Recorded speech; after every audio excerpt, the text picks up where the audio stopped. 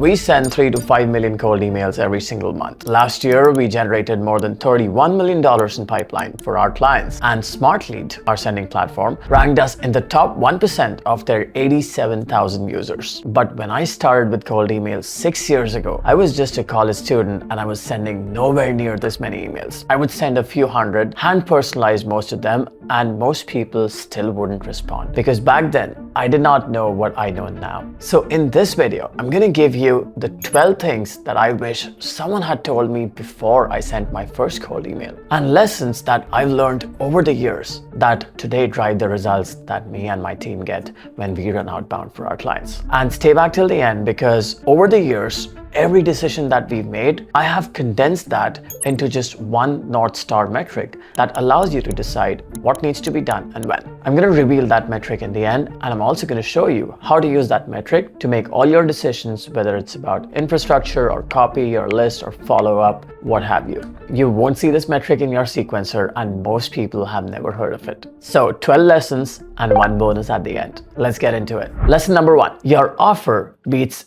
everything else combined. When I started out, I obsessed over the wrong things. The perfect subject line, a clever opener, a gimmick to get people to reply, some new tool that everybody was hyping. I would sit and polish an email for an hour and still get nothing back. And the thing that I was avoiding the most initially was the offer. What am I actually putting in front of this person that I'm emailing, and why would they care about solving this problem today? Look at these two emails. The exact same service underneath. The left one is what most people send, and the one on the right calls out a specific outcome, a reason to act right now, and builds trust using social proof and makes it easy for the person to say yes. Exact same list. The one on the right delivers a specific outcome within a specific time frame to a specific avatar and reduces their risk using a risk reversal mechanism. Now, you could also use social proof here if you have case studies, but the point is the one on the right is always going to outperform the one on the left, which is just going to get deleted. I'll use one of our own e-commerce clients as a good example. So this was a marketing agency selling to e-commerce brands. There's loads of them out there. And instead of positioning themselves as just another marketing agency, we positioned them around a category that most people won't even touch. And just shifting their positioning has allowed us to consistently deliver results for them for over 2 years now. So before you touch anything else, get the offer right. A great offer with average copy is going to beat perfect copy with a weak offer every single time. Lesson number 2, if you're not getting replies, fix infrastructure before you fix copy. This is something that was a tough pill for me to swallow because I used to love copywriting, and I still do. So anytime I would stop getting replies, I would start looking at my email and trying to test different subject line variations. And I would assume that it was the email script that was the issue. The reality with cold email is that your reply rate is a direct reflection of how often your emails are landing in the inbox, because your replies are not just interested replies. Now, the reason I recommend you start by fixing deliverability first is that when you switch your infra, you will almost instantly see an uptick in your reply rates, sometimes even on the same day, which proves that your decision was right. Lesson number 3, never depend on one type of infrastructure. This is the type of mistake that can take your cold email operation from consistently generating calls to getting shut down overnight, like this. And having been in this industry for more than a decade, I've seen this play out more times than I can count. If your whole operation sits on just one provider, just one of these events is going to take your entire infrastructure down and is going to bring your prospecting operation to a grinding halt. Therefore, you know how planes that fly long distances don't run on one engine? It is for exactly this reason. You always assume that something will fail, and so you build backup capacity and redundancy so that when things do go south, you keep flying. At my agency, Hyperke, we run a mix of Google, Outlook, and custom SMTP servers across tens of thousands of domains with backups warmed and ready to swap in the moment something degrades. And the one thing that I've learned in all these years of sending cold email is that outages aren't a maybe, they are a when. And the only question is whether you're ready. That's coming in the next 3 to 6 months. Lesson number 4, build more lists, not bigger lists. When Instantly and Smartlead launched and sending a large volume of cold email suddenly became possible for lower costs, I would go out and buy the biggest list that I could find, 100,000 prospects in my niche,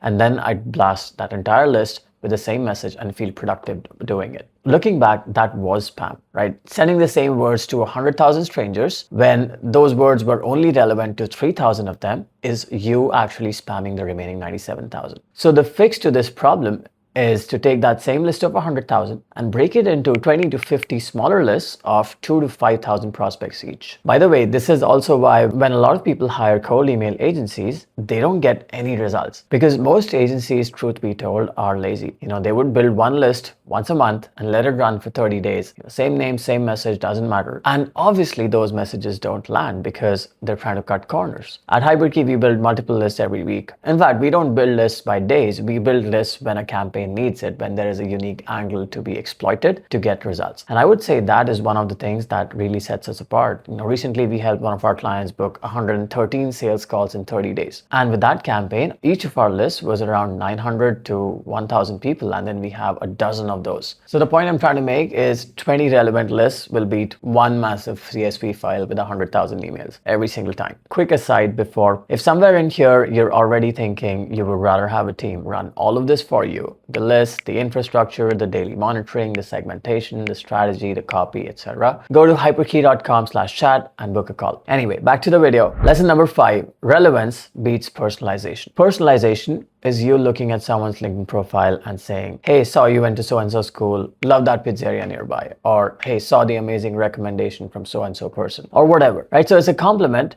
People spend forever crafting clever personalized openers or having AI come up with clever personalized openers about someone's recent podcast appearance or one of their recent LinkedIn posts. And, they spend a bunch of AI credits trying to write all of that to suck up to that person, when a simple short email that connects the problem you solve with the pain that they're facing and establishes why that thing is relevant to them right now would outperform all of that sucking up and fake flattery that you're trying to get Claude and OpenAI to do for you. You need to think about relevance as an angle. Your email has to justify why the thing you're saying applies to this person specifically at this time. And relevance is easy to establish if you just build smart segments, right? So for example, you could have segments of your list that are running ads and you connect that to your problem. You could have segments of your list where a competitor is outranking them on Google. You could use that as an angle. You could have a segment of your list where you only reach out to companies with localization issues on their website, and so on and so forth. So you can build these segments based on your product, and spending the time to do this manually instead of being lazy and just asking AI to personalize the entire list is going to get you better results. Lesson number 6, do not use AI to write your emails. Now, this is controversial because I know a lot of people love using Twain and Octave and all of these tools, but stay with me. I've audited hundreds of campaigns and I can spot AI copy instantly. Now, I'm not saying don't use AI at all in your email writing process, but my suggestion is that you use AI to brainstorm angles and ideas for your cold email, because you can have AI actually pretend to be your prospect and give you the problems that the prospect feels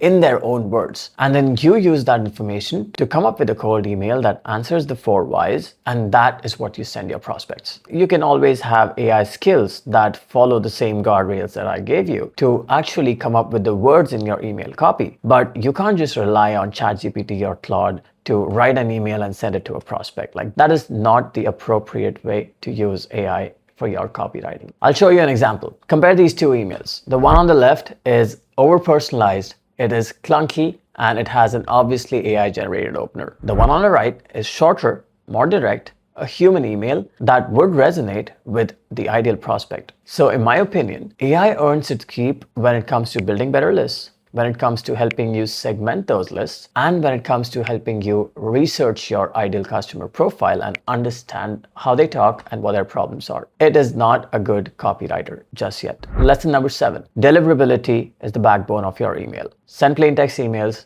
No links, no images, no attachments. Irrespective of how amazing of a website you created or how detailed of a Loom video you recorded, your first email must always be plain text. And here's why. When you send a cold email, the ESPs, which is Google and Microsoft, they inspect everything inside it before it reaches your prospect. They look at links, tracking pixels, images, attachments, and all of those things tell the ESP that your email might be spam, or worse, might be some sort of a phishing attempt where you're trying to get the users to click a link and leak their personal information. Back in 2020, 2021, you could drop personalized videos into a first email using tools like PitchLane and whatever, and you would do just fine. Lemlist had this play running for a long time, and we benefited quite a bit from sending personalized images and videos in our outreach. But it's been 5 years since then, and deliverability has gotten a lot harder. So today, sending images and GIFs and links in emails is a hit or miss. And I would rather put my offer in front of people in plain text,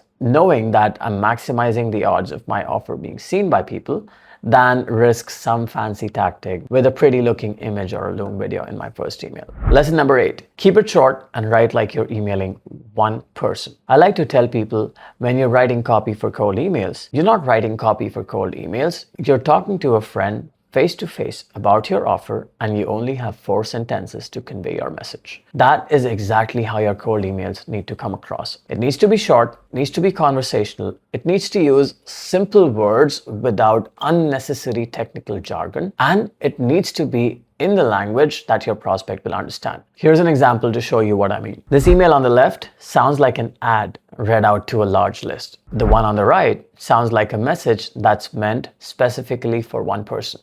It's the same offer, but the difference between the two is one feels like a broadcast and the other feels personal. You would also note that the one on the right is short. It is ideal to write emails that are less than 70 words. Keep your emails under 70 words, ideally under 30 words, because you're a stranger in somebody's inbox, and a 5-paragraph email from a stranger does not get read most of the time. Lesson number 9, test offers, angles, and audiences, not subject lines and signatures. The big swings that impact your results come from changing your offer, the angle, or who you're targeting. Those are the big 3 variables that move results by multiples. Subject line tests and sign-off tests and other small things might change your results by 3-4 percentage points. But if you can create multiple offers or tailor your offer to a specific subsegment of your audience, it is not unusual to see results go up by 200 to 300%. This, by the way, is also the answer to I tried cold email and it failed.